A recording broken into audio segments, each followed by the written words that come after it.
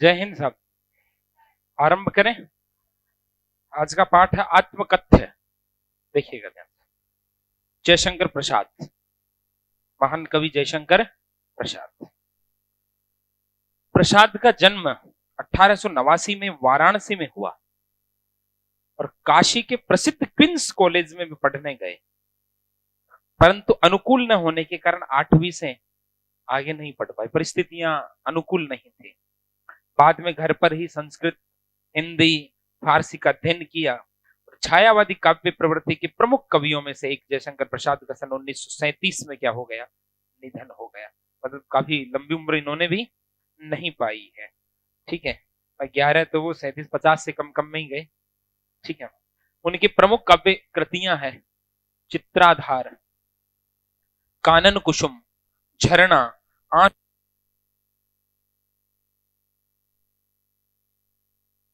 लहर और कामायनी। आधुनिक हिंदी की श्रेष्ठ काव्य कृति माने जाने वाली कामायनी पर उन्हें मंगला प्रसाद पारितोषिक दिया गया। वे कवि के साथ साथ सफल गद्यकार भी थे। अजात शत्रु, चंद्रगुप्त, स्कंदगुप्त और ध्रुव स्वामिनी उनके नाटक हैं। तो कंकाल, तितली और इरावती उपन्यास, आकाशदीप, आंधी और इंद्रजाल उनके कहानी संग्रह है। ये प्रसाद की तो हर पंक्ति को याद कर लेना, हर शब्द को याद कर लेना, क्योंकि प्रसाद महनीय कवि है, बड़े कवि हैं। प्रसाद का साहित्य जीवन की कोमलता, माधुर्य, शक्ति और ओज का साहित्य माना जाता है। और ओज का साहित्य माना जाता है, ओज का साहित्य माना जाता है। छायावादी कविता की अतिशय काल्पनिकता, सौंदर्य का सूक्ष्म चित्रण, प्रकृति प्रेम, देश प्रेम और शैली की लाक्षणिकता उनकी कविता की प्रमुख विशेषताएं हैं। इतिहास और दर्शन में उनकी गहरी रुचि थी, जो उनके साहित्य में स्पष्ट दिखाई दे। सामान्य बातें उनका परिचय सा लिख रखा है। आज देखो अपने पास एक कविता है आत्मकथ्य। हुआ क्या कि एक हंस पत्रिका जो निकला करती थी, जिसके संपादक प्रेमचंद जी हुआ करते थे, उसमें एक आत्मकथा विशेषांक निकलने वाला था, जिसमें बड़े कवियों की आत्मकथा आने वाली थी। तो इनके मित्रों ने इनसे निवेदन किया कि यार तुम भी अपनी आत्मकथा लिखो, कि तुम्हारी आत्मकथा को भी हम इसमें शामिल करें। तो इन्होंने आत्मकथा तो नहीं लिखी, लेकिन अपना उत्तर भेजा, और वो उत्तर इन्होंने कविता में लिख करके भेजा। आज वो उत्तर जो है वो हमारे सामने उपस्थित है, वो कविता हमारे सामने उपस्थित है, आत्मकथ्य, जिसमें ये क्या कहते हैं देखना। भूमिका में भी लिख रखा है कि प्रेमचंद के संपादन में हंस पत्रिका का एक आत्मकथा विशेषांक निकलना तय हुआ। प्रसाद जी के मित्रों ने आग्रह किया कि वे भी अपनी आत्मकथा लिखें। प्रसाद जी इससे सहमत न थे। इसी असहमति के तर्क से पैदा हुई कविता है आत्मकथ्य। यह कविता पहली बार 1932 में हंस के ही आत्मकथा विशेषांक में प्रकाशित हुई। छायावादी शैली में लिखी गई इस कविता में जयशंकर प्रसाद ने जीवन की यथार्थ एवं अभाव पक्ष की मार्मिक अभिव्यक्ति की है। छायावादी सूक्ष्मता के अनुरूप ही अपने मनोभावों को अभिव्यक्त करने के लिए प्रसाद ने ललित, सुंदर और नए शब्दों और बिंबों का प्रयोग किया। इन्हीं शब्दों और बिंबों के सारे उन्होंने बताया कि उनके जीवन की कथा एक सामान्य व्यक्ति की कथा है। इसमें ऐसा कुछ भी नहीं जिसे महान और रोचक मानकर लोग वाह वाह करेंगे। कुल मिलाकर इस कविता में एक तरफ कवि द्वारा यथार्थ की स्वीकृति है, तो दूसरी तरफ एक महान कवि की विनम्रता भी। मैं खुद को सामान्य कहना तो विनम्रता हो गई, ठीक है, और दूसरी क्या कह दी इन्होंने, यथार्थ की स्वीकृति भी कर ली कि ऐसा जीवन में कुछ है ही नहीं जिसको लोग पढ़ करके क्या करें, वाह वाह करें, लोगों को अच्छा लगे, लोग मुझे क्यों पढ़ेंगे। ऐसा आत्मकथ्य देखिएगा। मधुप गुनगुना कर कह जाता कौन कहानी ये है अपनी, मुरझा कर गिर रही पतियां देखो आज, देखो कितनी आज घनी, इस गंभीर अनंत नीलिमा में असंख्य जीवन इतिहास, यह लो करते ही रहते हैं अपना व्यंग्य मलिन उपहास।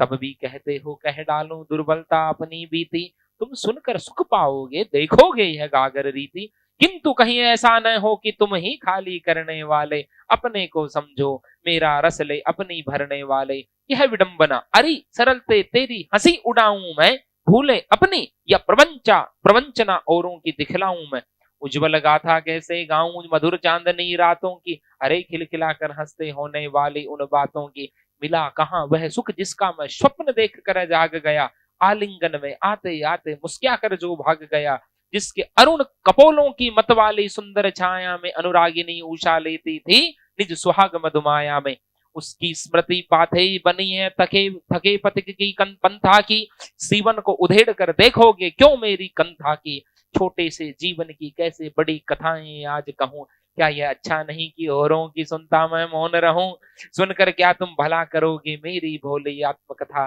अभी समय भी नहीं थकी सोई है मेरी मौन व्यथा। समझ में आ गई क्या पूरी मसला है? कि मधुप गुन गुना कर कह जाता कौन कहानी यह अपनी, मधुप मानी भंवरा, मधुप मानी भंवरा। अब भंवरा चंचल होता है जी, कभी इस पुष्प पे कभी उस पुष्प पे कभी इस पुष्प पे, तो मन भी वैसे ही चंचल होता है। अब जैसे ही इनके सामने आत्मकथा का प्रसंग आया कि आपको अपनी आत्मकथा लिखनी है, तो इनका चंचल मन भी जो है ना, पूरे जीवन के जो घटनाक्रम है उनको इनके सामने ला करके खड़ा कर रहा है। इनका जो मन है, चंचल मन है, पूरे जीवन के जो दृश्य बीते हैं, जीवन की जो घटनाएं बीती, इनके समक्ष ला करके खड़ा कर रहा है। तो यह कहते हैं कि मधुप गुन गुना कर कह जाता कौन कहानी है अपनी, कि आज मेरा जो मन रूपी भंवरा है बार बार मेरे सामने आ रहा है और अपनी बातें मेरे जीवन की कहानी कह रहा है। मुरझा कर गिर रही पत्तियां देखो कितनी आज घनी, और उधर ये क्या कह रहे हैं कि ये गिरती हुई पत्तियां मुरझा रही है, नीचे गिर रही है, देखो ये पहले कितनी घनी थी।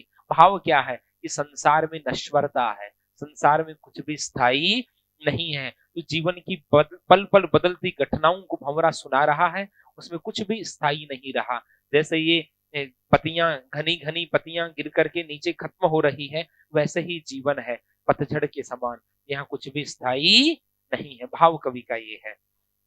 मुरझा कर गिर रही पत्तियां देखो कितनी आज घने, भाई कभी ये पत्तियां जब हरी हरी आई तब कितनी सुहानी लगी होंगी, सबका अपनी ओर ध्यान खींचा होगा। आज ये पत्तियां मुरझा कर गिर रही है, यही संसार का यथार्थ है, यहाँ कुछ भी स्थायी नहीं है। नश्वरता की ओर कवि ने संकेत किया है। इस गंभीर अनंत नीलिमा में असंख्य जीवन इतिहास, वो क्या कहते हैं कि ये जो गंभीर अनंत नीलिमा है, ये जो नीला आकाश है, इस आकाश में असंख्य जीवन के इतिहास है। भाव क्या है कि इस हिंदी साहित्य के अनंत गगन में बहुत से महान लोगों के जीवन के इतिहास बने हैं और बिगड़े हैं, उनके जीवन वृत्त सामने आए हैं। भाई ये आकाश में जैसे असंख्य तारे टिमटिमाते हैं, वैसे हिंदी साहित्य के नवमंडल में बहुत से कवियों के, साहित्यकारों के जीवन उभरे हैं। यह लोग करते ही रहते हैं अपना व्यंग्य मलिन उपहास, और लेकिन उन्होंने भी अपनी आत्मकथा कही ना तो अपना मजाक ही उड़वाया है। कवि ने क्या कहा, यह लोग करते ही रहते हैं अपना व्यंग्य मलिन उपहास है। वो भी, उन पे भी लोग व्यंग्य करते हैं, एक दूसरे पे व्यंग्य करते रहते हैं, उनके जीवन की कुछ यथार्थ घटनाओं को सुनकर लोग अपने अनुसार उनकी व्याख्या करते हैं। मलिन मानी गंदा है, गंदा उपहास करते हैं, गंदी मजाक उड़ाते हैं लोगों की, तो फिर कहने से क्या फायदा। ये कवि क्या कहना चाहते हैं कि इस नवमंडल में या इस जीवन में या इस इतिहास साहित्य में बहुत से लोगों ने अपने जीवन वृत्त की चर्चा की, अपनी आत्मकथाओं की चर्चा की है। उस सत्य को जानकर के लोगों ने क्या किया, मजाक उड़ाने के सिवा गंदे और भद्दे मजाक करते हैं लोग उनकी बातों पे और व्यंग्य कसते हैं। यही तो कहा कवि ने।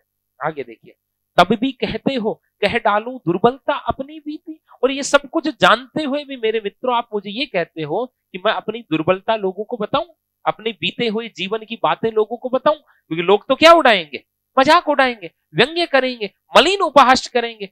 जब तुम ये जानते हो फिर भी मुझे ये कहते हो कि मैं अपनी दुर्बलता हूं। जीवन में तो दुर्बलताएं सबलताएं दोनों होती है, हर व्यक्ति में कुछ कमियां भी होती है। आत्मकथा लिखे तो सब चीजें लिखी जाएंगी, तो फिर तुम क्यों कहते हो कि मैं अपनी दुर्बलताओं को लोगों के सामने पेश करूं।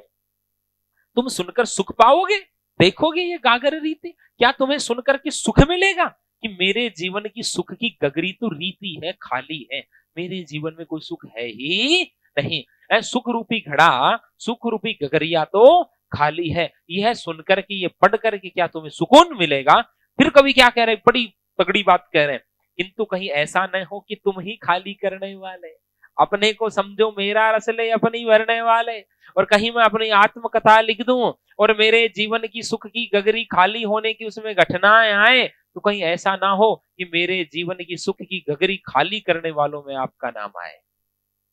तो भाव क्या है, जीवन में निजी लोगों ने काफी तकलीफें दी है, निजी लोगों ने धोखे दिए हैं, और जब मैं ये लिखूंगा तो क्या होगा, उनको लगेगा कि हमारा नाम उजागर कर दिया, ऐसा ही तो भाव होगा। ठीक है, तुम सुनकर सुख पाओगे, देखोगे यह गागर रीति, किंतु कहीं ऐसा न हो कि तुम ही खाली करने वाले, अपने को समझो मेरा रस ले अपनी भरने वाले। कि मेरी गगरियां तो, सुख की गगरियां तो खाली हैं, कहीं खाली करने वालों में आपका नाम न आ जाए कि मेरे जीवन का रस लेकर के अपनी तो भर ली, मेरी खाली कर दी। समझ रहे हैं आप इस बात को, कि जीवन में, अपने जीवन में सुख करने के लिए आपने मुझे दुख दिए, ये बात मैं उजागर करूंगा तो ये सुनकर के क्या आपको सुख मिलेगा? मतलब व्यंग्य कर दिया कि स्थिति ऐसी है कि मुझे भी जीवन में क्या दी मिली है, तकलीफें ही मिली हैं। आगे देखिएगा, यह विडंबना, यह विडंबना, अरे सरलते तेरी हंसी उड़ाऊं मैं, भूले अपनी या प्रवंचना औरों की दिखलाऊं मैं। और यह विडंबना है कि यहाँ लोग जीवन की सरलता की हंसी उड़ाते हैं।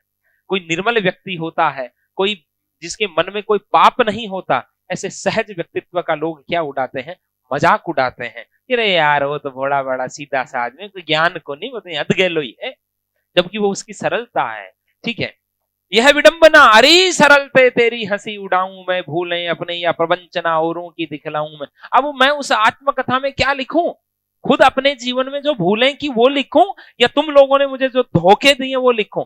यही आने वाला उसमें तो, या तो मेरी कमियां आने वाली है या आप लोगों के धोखे आने वाले हैं। अब उसको लोगों के सामने प्रकट करने के क्या लाभ होगा? मेरी कमियां जाएंगी तो लोग मेरा मजाक उड़ाएंगे, वरना आपकी पोल खुल जाएगी। है कि नाम आएगा बस तुम्हारा, ये कहानी फिर सही, ये कहानी फिर सही। गुलाम अली साहब गजल गाया करते हैं, सुनना कभी। ठीक है, जिस शख्स ने मुझे दर्द दिया उस शख्स को मैंने भुलाया नहीं। ठीक है, हाँ आगे बढ़ते हैं, वापस आओ इधर।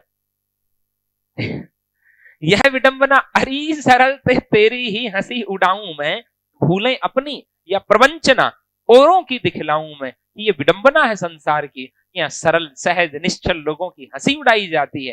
मैं उस आत्मकथा में क्या लिखूं? अपनी भूलें, मुझसे जो जीवन में भूल हुई वो लिखूं, या तुम लोगों ने जो मुझे प्रवंचना धोखे दिए हैं वो लिखूं, या फिर क्या लिखूं? उज्जवल गाथा कैसे गाऊं मधुर चांदनी रातों की। और मैं अपने जीवन की उस सुखमय जो पल बीते हैं मेरे, वो जो मेरे जीवन की उज्जवल कहानी है, जो मधुर चांदनी रातों के आगोश में बीती है, क्या मैं लोगों के सामने प्रकट करूं? ठीक है, अरे खिलखिलाकर हंसते होने वाली उन बातों की, क्या मैं उन बातों को लोगों के सामने प्रकट करूं जो हम हंसते खिलखिलाते बातें किया करते थे? तो देखो यहाँ क्या है, कवि की पत्नी का भी कम उम्र में देहावसान हो गया था। ठीक है, तो बहुत कम समय उनका उनके साथ बीता। ठीक है, तो अब वो कहते हैं कि वो कुछ पल मेरे जीवन में आए थे, वो भी ईश्वर ने मुझसे छीन लिए। मेरे जीवन में तकलीफों की इस कथा को मैं लोगों के सामने क्यों रखूं? मुझे लगा था कि हाँ अब एक अच्छा व्यक्ति जीवन में आया है, अब जीवन की नैया जो है ना बाहर लग जाएगी, लेकिन ईश्वर ने मेरे से वो सुख भी छीन लिया। तो इस पीड़ा की कहानी को लोगों के सामने गाकर क्या मिलने वाला है प्रभु? देखिए, उज्जवल गाथा कैसे गाऊं मधुर चांदनी रातों की, अरे खिलखिलाकर हंसते होने वाली उन बातों की, मिला कहां वह सुख जिसका मैं स्वप्न देख कर जाग गया, आलिंगन में आते आते मुस्का कर वह भाग गया। कि मुझे वो सुख कहां मिला, उनके साथ रहने का मुझे सुख नहीं मिला। ऐसे लगा जैसे कुछ स्वप्न देखा, और देखते ही स्वप्न टूट सा गया, ईश्वर ने छीन लिया उनको। ठीक है, आलिंगन में आते आते मुस्का कर जो भाग गया, वह सुख जिसकी खोज में मैं चला था, लगा था कि मेरी बाहों में मेरे आगोश में आने वाला है, लेकिन ये सुख तो मुस्कुराकर भाग गया। भाव क्या है कि कवि का विवाह हुआ, उनके जीवन में एक अच्छी स्त्री आई, वो बड़ी सुंदर भी थी, समझदार भी थी। अब वो कवि ने अपने जीवन का आरंभ किया एक गारहस्थ्य धर्म का। कुछ समय बाद ही उनकी पत्नी का देहावसान हो जाता है। तो प्रसाद कहते हैं कि मेरे जीवन में मुझे ऐसे लगा कि सुख का स्वप्न आया था, सुख तो आया ही नहीं, वो तो आलिंगन में आने से पहले ही सुख तो चला गया। सुख के लिए कभी कह रहे हैं ये बात। ठीक है, कारण क्या हुआ कि विवाह के कुछ समय बाद इनकी पत्नी का क्या हो गया, स्वर्गवास हो गया। तो इतनी ये दर्द भरी कहानी में लोगों को क्यों सुनाऊं? आगे देखना। और अपनी पत्नी के सौंदर्य पे कवि लिखते हैं कि जिसके अरुण कपोलों की मतवाली सुंदर छाया में, अनुरागिनी उषा लेती थी निज सुहाग मधुमाया में। कि जिसके लाल जो कपोल, कपोल किसको कहते हैं? गाल। जिसके लाल कपोलों की मतवाली जो है सुंदर छाया में, अनुरागिनी उषा लेती थी निज सुहाग मधुमाया में। ये छायावाद की विशेषता इस प्रकार के प्रतिमान देना कि उसके कपोलों की लालिमा ऐसी थी, ऐसे लगता था जैसे उस लालिमा से सुबह का जो है ना भोर जो है ना अरुणिमा होती है ना, सूर्य के उदय होने से पहले की स्थिति, वो अपनी लालिमा उन कपोलों से लेती थी। ऐसा कवि यहाँ कह रहे हैं कि वो बड़ी सुंदर थी। जिसके अरुण कपोलों की मतवाली सुंदर छाया में, जिसके लाल कपोलों की जो सुंदर छाया थी, अनुरागिनी प्रेम करने वाली उषा, सुबह की जो वेला है वो लेती थी निज सुहाग मधुमाया में। उसके सौंदर्य से, उस दीप्ति से, उस प्रभा से उस स्वयं को प्रकाशित महसूस करती थी सुबह की उषा। ठीक है, आगे क्या कहते हैं, उसकी स्मृति पाथे बनी है। केवल मुझे उसकी स्मृति जो है ना, उसकी यादें जो है ना, पाथे क्या क्या कहते हैं, पथ के भोजन को कहते हैं। मेरे इस जीवन पथ का सहारा केवल उसकी क्या है, यादें हैं। थके पथिक की पंथा की, मैं एक थका हुआ पथिक हूं जीवन का, और मेरे इस पंथ का रास सहारा केवल उनकी क्या है, यादें हैं, स्मृतियां हैं। सीवन को उधेड़ कर देखोगे क्यों मेरी कंथा की, मेरी ये जो जीवन की गुदड़ी है ये कैसे जैसे सिली हुई है, अब इसको उधेड़ उधेड़ कर क्यों देखना चाहते हो कि इसमें क्या है। बात हो गई ना, सीवन, इसकी जो सिलाई कर रखी है उसको उधेड़ कर क्या पाओगे, मतलब मेरे जीवन में तकलीफों के सिवा कुछ नहीं है, वो पुरानी यादें हैं। ठीक है, उन मुझे वो दुख याद दिला करके आपको क्या मिल जाएगा, मैं लिखूंगा तो वो दुख मुझे याद आएंगे। ठीक है, छोटे से जीवन की कैसे बड़ी कथाएं आज कहूं, और मेरा जीवन छोटा सा, मैं छोटा सा व्यक्ति हूं, अब इसकी बड़ा चढ़ा करके बड़ी बड़ी कथाएं कहाँ कहूं, मैं तो भाई विनम्रता है कवि की यहाँ। ठीक है, और क्या ये अच्छा नहीं कि औरों की सुनता मैं मौन रहूं, और क्या ये अच्छी बात नहीं कि मैं लोगों की आत्मकथा सुनता रहूं, खुद मौन रहूं। सुनकर क्या तुम भला करोगे मेरी भोली आत्मकथा, तुम क्या करोगे मेरी इस भोली सी आत्मकथा को सुन करके, अभी समय भी नहीं। यहां देखो प्रश्न बन सकता, अभी समय भी नहीं कवि ने क्यों कहा, क्योंकि अभी ये जीवन के मध्यकाल तक पहुंचे हैं। तो कोई बहुत ये मानते हैं कि मैंने अभी इतनी कोई बड़ी उपलब्धि हासिल नहीं की कि लोग मुझे पढ़े, तो अभी वो समय नहीं आया। अभी मेरे जीवन की आत्मकथा में वो रोमांच, वो विशेष घटनाएं नहीं है जिनको लोग पढ़े, मैंने इतनी कोई बड़ी उपलब्धि हासिल नहीं की है, तो अभी समय भी नहीं। थकी सोई है मेरी मौन कथा, मौन व्यथा, कि अभी मेरी जो मौन, मैं तो मौन हूं, और मेरी जीवन की जो पीड़ा की कथा है ना वो सुप्त है। ठीक है, वो प्रसुप्त है, उसको लोगों के सामने प्रकट करने की कोई आवश्यकता नहीं है। ये कौन कहते हैं, ये कौन कहते हैं, ये कौन कहते हैं, जयशंकर प्रसाद। ठीक है, कवि अपने आत्मकथा लिखने से क्यों बचना चाहता है, क्योंकि आत्मकथा में लोग अपने जीवन की क्या बताते हैं, वास्तविकताएं बताते हैं, तो उसमें कुछ कमियां भी होती है, और उन कमियों को जान करके बाद में लोग उपहास उड़ाते हैं। और उसमें क्या होता है, उसके जीवन की कमियां, और क्या होता है, लोगों ने उसको दिए वो धोखे। अब हर व्यक्ति, अब आपने आत्मकथा लिखने बैठे तो उसके जीवन के कुछ पात्र ऐसे आ जाएंगे जिनका लोगों को ज्ञान ही नहीं है, और उन पात्रों की जब सामने चर्चा होगी तो लोग बड़े चटकारे ले लेकर के सुनेंगे। ठीक है, अब किसी करीबी ने कोई बड़ा गहरा सदमा दिया है, धोखा दिया है, तो वो लोग बातें सामने आएंगी तो पूरा गड़बड़ हो जाएगा खेल।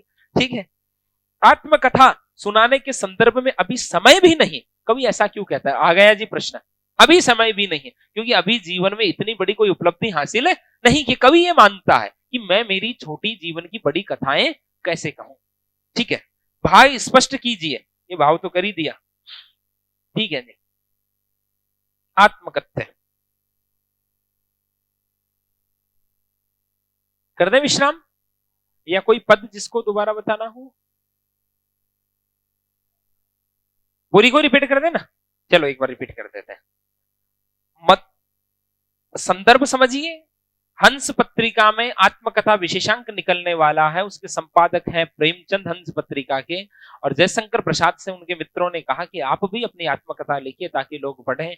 इन्होंने विनम्रता पूर्वक मना कर दिया, उसके इन्होंने कुछ कारण गिनाए हैं, और जब जैसे ही इनके सामने आत्मकथा का विचार आया, प्रसंग आया, तो इनके सामने अपने जीवन के बीते हुए पल इनको याद आने लगे। इन्होंने आरंभ यहां से कहा कि मधुप गुनगुना कर कह जाता कौन कहानी है अपनी, जो मधुप भंवरा रूपी जो मन है वो गुनगुना करके ये जो जीवन की क्या कह रहा है, कहानी कह रहा है। अरे भंवरा चंचल होता है, वैसे ही मन भी चंचल होता है। तो जैसे ही आत्मकथा का प्रसंग आया, इनके सामने भी इनके जीवन की गुजरे हुए पल एक एक करके सामने आने लगे, और वो सामने आने लगे, और लग कैसे रहे, जैसे कोई झरती हुई पत्तियां हो। ठीक है, क्योंकि कुछ भी उनमें क्या नहीं रहा, शाश्वत नहीं रहा, सब नश्वर थे, सब नष्ट हो गए। मुरझा कर गिर रही पत्तियां देखो कितनी आज घनी। और यहाँ एक भाव ये भी हो सकता है कि हिंदी साहित्य रूपी बगीचे के अंदर न जाने कितने बड़े लोग हुए हैं, कितने कवि हुए हैं, सब जो है ना चले गए, नश्वर हैं, कोई भी स्थायी नहीं है। ना जीवन के पल स्थायी हैं, ना जीवन के सुख और दुख स्थायी हैं। सुख आए वो भी स्थायी नहीं रहता और दुख आए वो भी स्थायी नहीं रहता। तो कवि क्या कहते हैं, इस गंभीर अनंत नीलिमा में असंख्य जीवन इतिहास, यह लोग करते ही रहते हैं अपना व्यंग्य मलिन उपहास। कि ये हिंदी साहित्य का जो नभमंडल है, जो नीला आकाश है, उसके अंदर बहुत से तारे हैं, असंख्य असंख्य लोगों के, बड़े बड़े महान लोगों के जीवन के इतिहास भरे पड़े हैं। जीवन इतिहास आत्मकथा कोई कहते हैं, लेकिन होता क्या है, लोग उनपे यह लोग करते रहते हैं व्यंग्य मलिन उपहास। लोग उनपे क्या करते हैं, व्यंग्य करते हैं, मद्दा मजाक बनाते हैं। अरे उन्होंने ऐसा किया, अरे उन्होंने, और देख इसने ये लिखा है, देख इसके लक्षण देख, तो ऐसे बातें करते हैं लोग। फिर आगे देखिएगा, तब भी कहते हो कह डालूं दुर्बलता अपनी भी थी। और इतना सब कुछ तुम जानते हुए कि लोगों की कमियों को जान करके लोग उपहास करते हैं, ये सब कुछ जानते हुए आप मुझे कह रहे हो कि मैं अपनी दुर्बलताएं लोगों को बताऊं। मेरे जीवन में भी बहुत कमियां रही हैं, मुझ में भी दुर्बलताएं हैं, उनको सुनकर के लोग फिर हंसेंगे, मजाक उड़ाएंगे, और तुम सुनकर सुख पाओगे, देखोगे यह गागर रीति। प्रश्न की भाषा में कह रहे हैं कवि, क्या तुम्हें सुख मिलेगा ये जान करके कि मेरे जीवन की गगरिया तो रीति है, मेरे जीवन की सुख की गगरी तो खाली है, उसमें कोई सुख है ही नहीं। ठीक है, किंतु कहीं ऐसा ना हो कि तुम ही खाली करने वाले, अपने को समझो मेरा रसले अपनी भरने वाले। और कहीं ऐसा ना हो कि जब वो सामने आए प्रसंग कि मेरे जीवन की गगरियां, सुख की गगरियां खाली है, और उसके कारण कहीं तुम ही ना निकल जाओ, उसके कारण कहीं तुम ही ना निकल जाओ कि मेरे जीवन की गगरी को खाली करके अपने जीवन की गगरी भरने चले थे। अरे भाई, होता है ना, धोखा दे दे कोई व्यक्ति किसी को, ठीक है, हो सकता है कि जयशंकर प्रसाद की किसी ने कविता चुराई हो, ऐसा भी हो सकता है, ठीक है। तो भाई मेरे जीवन के सुख की गगरी खाली करने वालों में कहीं तुम्हारा नाम ना आ जाए, ठीक है। आगे देखना क्या होगा कि अपन, हाँ, यह विडंबना अरे सरल तेरी हंसी उड़ाऊं मैं। और ये बड़ी विडंबना है, यह सरल लोगों की, शालीन लोगों की क्या उड़ाई जाती है, हंसी उड़ाई जाती है। भूलें अपनी या प्रवंचना औरों की दिखलाऊं मैं। और ऐसी मूर्खता मैं क्यों करूं, अपनी हंसी उड़ाने का ऐसा क्रम मैं क्यों करूं कि अपनी तो भूलें बताऊं, और लोगों ने मुझे जो धोखे दिए वो लोगों को बता करके मुझे क्या हासिल होने वाला है। और बाद में कवि को वो पल याद आते हैं जो इन्होंने अपनी पत्नी के जीवन में प्रवेश के बाद महसूस किए कि उज्जवल गाथा कैसे गाऊं मधुर चांदनी रातों की, मैं वो उज्जवल प्रेम की कहानी कैसे सुनाऊं, उन चांदनी रातों के आगोश में जो बीते हुए पल हैं, जिसमें मैं उसके साथ खिलखिलाकर हंसते होने वाली उन बातों की, हंसते मुस्कुराते हम जो बातें किया करते थे। मिला कहां वह सुख जिसका मैं स्वप्न देखकर जाग गया, लेकिन उनके साथ मुझे तकरीबन इतना ही समय बिताने का अवसर मिला जैसे किसी ने कोई अच्छा सा स्वप्न देखा हो और स्वप्न को अनुभव करने लगा तो नींद टूट गई। ठीक है, जैसे ही मैंने अनुभव किया कि मेरे जीवन में भी सुख का प्रवाह आया है, ईश्वर ने उनको मुझसे छीन लिया, ऐसे लगा जैसे मेरा स्वप्न टूट सा गया हो। कि और वो सुख मिला कहां वह सुख जिसका मैं स्वप्न देख करके जाग गया, मुझे उस स्वप्न में ऐसा लगा कि सुख भी अब मेरे जीवन में आलिंगन करने आया है, सुख अपने आगोश में मुझे लेने आया है। लेकिन जैसे ही सुख मुझे अपने आगोश में लेने लगा, ऐसे लगता है कि मुस्कुरा करके वो वापस भाग गया। भाव ये है कि जैसे ही जीवन में सुख का आरंभ हुआ, जीवन के अंदर श्रृंगार का आरंभ हुआ, वैसे ही इनकी पत्नी का क्या हो गया, स्वर्गवास हो गया। ठीक है, अब ये क्या कहते हैं, जिसके अरुण कपोलों की मतवाली सुंदर छाया में अनुरागिनी उषा लेती थी निज सुहाग मधुमाया में। कि उसके उसके कपोल जो हैं इतने अरुण थे, अरुण अरुण मानी लाल, और इतने सुंदर लगते थे, ऐसे लगता था कि सुबह उषा की वेला उन्हीं से कांति प्राप्त करके निज सुहाग मधुमाया में और अपना सौंदर्य बिखेरती थी। ठीक है, वो मैंने भी तो लिखा था, प्राची की अरुणिमा का वर्ण हरूं अधरों पर जो गहली लाली भरनी है, रजनी का रंग भरूं नैनों में सजनी की जुल्फे जो काली करनी है, प्राची की अरुणिमा का वर्ण हरू। तो ये छायावाद का लक्षण है ये। आगे देखिएगा, उसकी स्मृति पाथे बनी है थके पथिकी की कंथा की। और मेरे जीवन का, मैं भी एक थका हुआ राही हूं, राहगीर हूं, और मेरी सके हुए राह में जीवन में कुछ अब बचा नहीं है, केवल कुछ स्मृति है। वो स्मृति ही मेरी पाथेय है, मेरे पथ का सहारा है। ठीक है। और छोटे सीवन को उधेड़ कर देखो कि क्यों मेरी कमथा की। अब मेरी ये जीवन की जैसी जैसी फटी पुरानी गुदड़ी है, अब इसको उधेड़ उधेड़ कर क्यों देखना चाहते हो, इसमें क्या डाला हुआ है। समझ में आ गई। भाई जीवन में सुख दुख सब कुछ झेला है, तकलीफें ज्यादा झेली है, अब उनको वापस याद दिला करके आपको क्या हासिल होगा, और आपको पढ़ने से उसको क्या मिल जाएगा, और मुझे वापस वो पीड़ाएं याद आएंगी। ठीक है। और छोटे से जीवन की कैसी बड़ी कथाएं आज कहूं, और मेरा तो छोटा सा जीवन में छोटा सा व्यक्ति हूं, मतलब कभी विनम्र है। ठीक है। और कहते हैं अब इसकी बड़ी बड़ी कथाएं बना करके, रोमांचकारी कथाएं मैं कहां से सुनाऊं आपको कि मेरे जीवन में एक दिन ऐसा हुआ, एक अंधेरी रात को जब मैं अकेला आ रहा था तो रास्ते के अंदर दो डाकू जा रहे थे, मैं उनसे भिड़ गई। ये बड़ी बड़ी कथाएं कहा, ये तो मस्ती की बात कर रहा हूँ। मेरा सामान्य सा छोटा सा जीवन है, सरल सा मैंने जीवन जिया है, अब इसकी बढ़ा चढ़ा करके बातें मैं कहां से सुनाऊं। ठीक है। क्या ये अच्छा नहीं कि औरों की सुनता मैं मौन रहूं। ये अच्छी बात है, लोगों की सुनता रहूं और मैं मेरा चुपचाप रहूं। सुनकर क्या तुम भला करोगे, मेरी भोली आत्मकथा, मेरी भोली सी जो आत्मकथा है उसको सुनकर के क्या करोगे। अभी समय भी नहीं, थकी सोई है मेरी मौन। अभी जीवन में इतनी कुछ उपलब्धियां हासिल नहीं की कि मैं लोगों के सामने उनको प्रस्तुत करूं। अभी तो मेरी जो मौन व्यथा है, उस मौन व्यथा में उसको प्रकट नहीं कर रहा, मेरी जो पीड़ा है वो सोई है, उसको क्यों जगाना चाहते हो, क्यों मुझे याद दिलाना चाहते हो। ठीक है। ये कौन कह रहे हैं, जयशंकर प्रसाद। आज जब ये कविता पढ़ रहा था, मैंने पहली बार पढ़ी ये कविता, ठीक है, जयशंकर प्रसाद की। ठीक है। तो मुझे मेरी कविता याद आ रही थी, उसमें कई चीजें मैच कर रही थी। एक तो ये निज लोगों को धोखा देने की प्रकृति, एक ये भोलापन। ठीक है। ऐसे मेरी 6-5 पंक्तियां हैं कि मैं तो धरती का दीपक हूं। मेरा हालांकि ये संकल्प है जीवन जीने का तरीका, उसमें मुझे आज कुछ चीजें दिखी है कि मैं तो धरती का दीपक हूं, अंबर की वृथा बातें करना मुझको ना ना ना ना, ये नहीं। एक अरसे पहले चले थे इस राह है, सुनना, एक अरसे पहले चले थे इस राह है, मग मध्य नित नए राहगीर मिले। समझ रहे हो आप। एक अरसे पहले चले थे इस राह है, मग मध्य नित नए राहगीर मिले, और कईयों ने फूलों से स्वागत किया, कई कर में लिए शमशीर मिले, और बाधाओं के बवंडरों ने भी पुरजोर कोशिश की, बाधाओं के बवंडरों ने भी पुरजोर कोशिश की, मेरी भोली सी टिमटिमाती रूह बुझ जाए, मेरी भोली सी टिमटिमाती रूह बुझ जाए, और आस्तीन के सांपों ने भी हिमाकत कर डाली कि मेरी भोली सी निश्चल रूह को डस जाए, मगर मिलकर वो मेरी हस्ती को मिटाते संभवतः ईश्वर को नहीं मंजूर था। बुजुर्गों के आशीष की ओट में जलता रहा, आपके स्नेह का घी भी भरपूर था, भले कितने ही आंधियां चले तुम चिंता न करना, भले कितने आंधियां चले तुम कभी चिंता न करना, जीवन में जब कभी कोई अंधियारी कठा घिर आएगी, भले रक्त को घी बनाकर जलाना पड़े, तेरी कुटिया में दीपक की लो जरूर टिमटिमाएगी। है? आज ऐसे कुछ चीजें याद आ गई, और इसी के साथ इस पाठ को देते हैं विश्राम। जय हिंद।